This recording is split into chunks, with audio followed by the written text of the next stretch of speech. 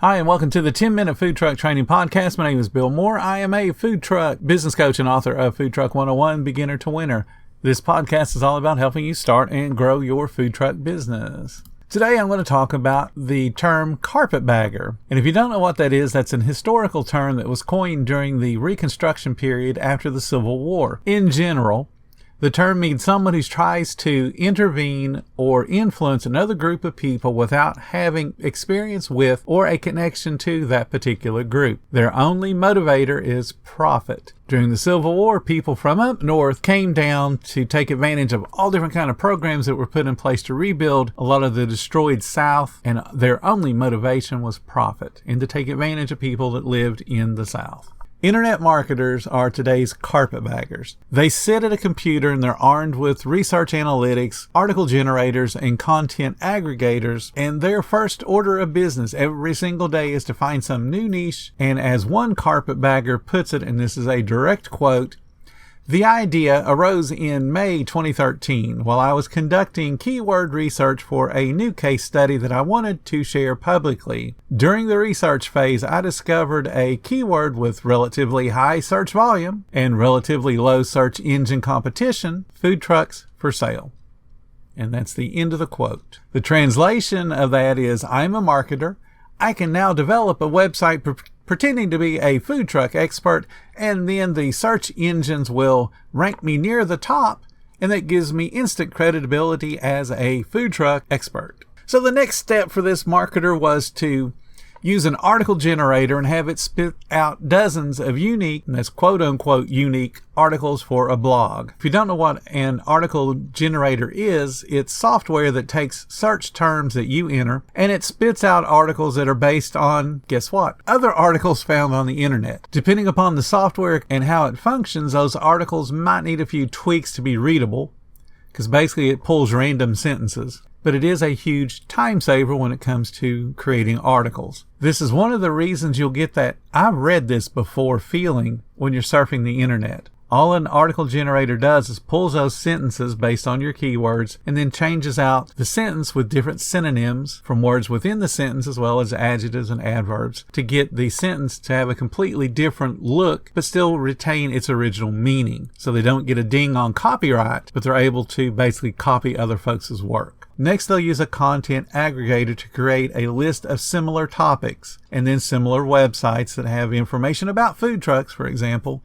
to include as support for all the articles that they're writing. And then it also creates those important backlink. A backlink indicates to a search engine that, oh, there's some validity in the information put here because it's on multiple websites. So now the marketer is going to buy themselves a website, which you can get for usually less than $20 or $30. They're going to use AdWord monetization. They're going to create affiliate links for even more monetization. They're going to get themselves a content scheduler, and voila, they have a money-making website, and they built it in a few hours, maybe a day. And then the final step is to create a funnel page. And that's one of those pages that will offer you some freebie, and all you got to do is give me an email address. And then when you download that freebie, or you see that free report or that free secret that they're talking about, or the top 10 list of things, it's mostly useless garbage. And it could be that free template on food costing, for instance, and you look at it and go, this is useless, because it is. But you gave up your email address to get that useless bit of information. Now, internet marketers themselves have their own personal email list. And this isn't an email list that would have anything to do with the subject that they have, because they create email lists of people that want to become internet marketers themselves. So this email list, they will notify everybody on their marketing email list, hey, I've created a new website. Go check it out. Follow my example. Let me know what you think. And they do it under the guise of, I just want feedback. Please go check it out. But what that does for the new website they just created on, in this case, the subject food trucks, is it sends a whole bunch of people to the website to check it out so they can give feedback to their little internet marketing guru. But the ranking websites don't know if the traffic's going there because they care about the food truck content, or they care about giving feedback to the internet marketer. All they see is someone's visiting the page and how long they visit the page. And that's what matters when you get your website ranked, is how many people visit, how many backlinks you have, and how long they stay when they get there. So since the internet marketer asks for feedback, people are going to look at every single page. They're going to at least glance through every single article. They don't care if the article makes sense or not, because they just want to help their internet guru and say, hey, here's something you missed. And that way they get that little accolade of, hey, thanks for helping me out. But it's still a visit to a brand new website. So now when people search that particular food truck subject, now that website appears at the top, even though it has no real history, no real validity, other than somebody just created it off of a bunch of crap they copied and pasted and then spun the words around a little bit. Now what the internet marketer will do at this point is one of two things.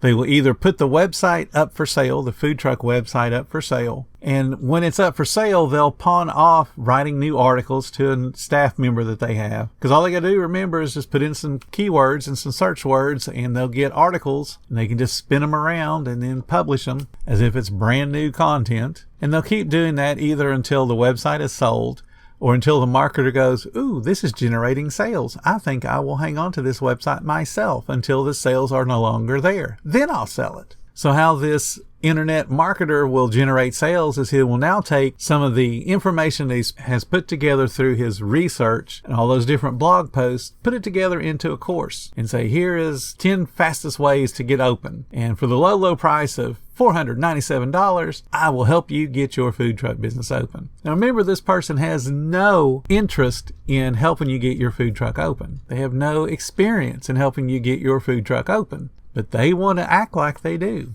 Now how they will sell this website is, remember, anything that you sell has assets. Just like your food truck is an asset. It's not your business, it's an asset. So the assets that an internet marketer has will be the number of visitors to the website. And remember, that number is dubious because it's a lot of people wanting to check out his work and people that don't really give a darn about food trucks. But they're still a visitor to the website, so that's an asset. And then also the email addresses where people put in information. They're put in their email address to get that freebie information. And again, that's also a dubious list because some of the people that put in that email address to get the information were doing it to check out their guru's work. Not that they really cared the least little bit about starting a food truck. But those two inflated numbers now give added value to the website. So when this marketer goes to sell it to somebody, they'll look at that and go, ooh, 200,000 visitors a day. I want that. What they end up having is something that's not as valuable. Because again, the carpetbagger, his only motivation is profit. If the internet marketer decides that he's going to keep the site until it finally peters out in sales, he'll just hire somebody to run the site. And most likely what he's going to hire is somebody that knows how to write, not somebody that knows the least little bit about a food truck. And then they'll instruct them, hey, just interview some food truck owners every couple of months or every couple of weeks.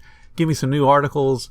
That way we can keep the website fresh and looking alive. So this person who has no experience in food trucks will now interview people and ask them all kinds of questions. And because they lack the experience, they don't know how to edit. They don't know how to say, hey, we might not want to say this on an interview because it's not really true, because they don't know. So they just publish it and have at it. And then, of course, the people they're interviewing are going to send all their friends and all their family and all their guests to, hey, I was interviewed on such and such website. Go check it out. Which, again, sends more people to the website to inflate the numbers, to make it appear to be a more busy website and a more expert website than it really is. That's how internet marketing works. It really has nothing to do with the quality of the information. What it has to do with is the quality of the ability of the person to get people to come visit the website in the first place.